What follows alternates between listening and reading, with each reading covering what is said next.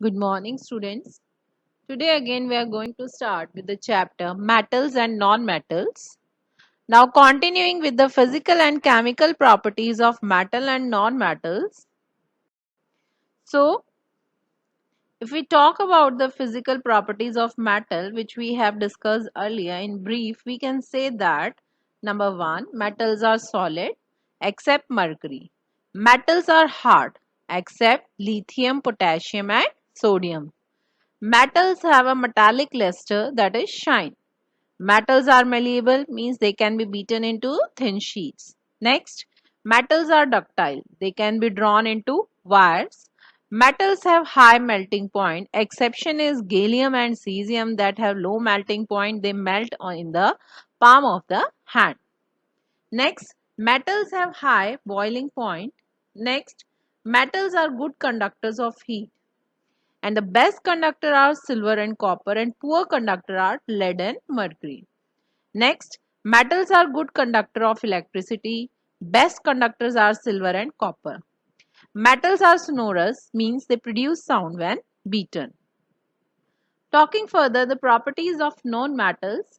Non-metal may be solid, liquid or gases. Solids, carbon, sulfur, phosphorus, etc. Liquid, bromine, and gases, oxygen, hydrogen and nitrogen. Second, non-metals are soft. Exception is diamond, which is the hardest natural substance. Third, non-metals do not have luster except iodine. Non-metals are non-malleable, means they cannot be changed into thin sheets. Non-metals are not ductile, cannot be changed into thin wires. Non-metals which are solid and liquid and have low melting point. Next is non-metal which are solids and liquids have low boiling point. Next, non-metals are bad conductor of heat. Non-metals are bad conductor of electricity. Exception again we have done, that is graphite. And last is non-metals are non-sonorous. Now, talking about the chemical properties of metals. So, metals have low ionization energy. What is ionization energy? Ionization energy is the amount of energy required to remove the electron from the valence shell, that is outermost shell of an isolated gaseous atom, so as to convert into a positive ion. So metal, when it gains ionization energy, it changes into M plus ion, plus there is loss of electron. Thus, metal atoms can lose electron to form positive ion. If we talk about sodium, magnesium, aluminium, sodium form Na plus ion, and magnesium form Mg2 plus ion, and aluminium it form Al3 plus ion. Hence, metal, they are said to be electropositive in character. Due to their electropositive character, they show a number of characteristic properties. So, number 1 is the reaction of metals with oxygen. As we know, most of the metals, they react with oxygen to form metal oxide. Now, if we begin with the chemical properties and the reaction of metal with oxygen, first we should know alkali metal like lithium, sodium and potassium, they react vigorously with water and oxygen or air. Magnesium react with hot water. Aluminium, iron and zinc, they react with steam. Copper, silver, platinum and gold, they do not react even with water or dilute acids. Next is reaction which we were talking about with oxygen. So, metal atom can lose electron to form positive ion, whereas oxygen can gain electrons to form oxide ion, that is negative ion. So, metal when combined with oxygen, they form metal oxide, which are basic in nature, which we have discussed earlier. Beginning with sodium and potassium, they are most reactive metal. They combine with oxygen of air even at room temperature to form their oxides. And they are kept immersed in kerosene oil as they react vigorously with air and catches fire. So one reaction is given K plus O2. It will form K2O. That is a vigorous reaction. Similarly with the sodium, 4Na plus O2, there will be formation of 2Na2O. Same reaction will be there. Instead of K, there will be Na. Talking about the magnesium, aluminium, zinc and lead, they react slowly with air and form protective layer that prevents corrosion. So, they combine with oxygen at the air with the air at ordinary temperature to form protective layer of oxide on their surface. However, the reaction is much slower than the sodium and potassium. So, aluminium, when it reacts with oxygen, it forms aluminium oxide Al2O3, which is a protective layer. Further, when magnesium, it combines with oxygen, what it forms? When combustion takes place, it reaches at magnesium on heating to its ignition temperature. It burns with a dazzling white flame to form magnesium oxide, which is a white powder, MgO. Hence, this shows that magnesium is more reactive than aluminium. Zinc and lead, even among the latter three, the order of reactivity is aluminium, then zinc and then lead. So, if we talk about iron, iron is not mentioned here. Iron does not burn in air even on strong heating but begins to glow with a bright light. At high temperature, it combines with oxygen of air to form iron oxide called magnetic oxide of iron with the formula Fe3O4.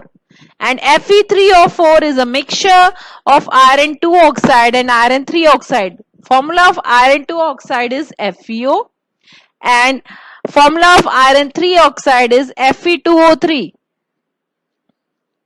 So Fe3O4 is known as iron 2,3 oxide. Copper also, he is saying, copper also does not burn in air even on strong heating.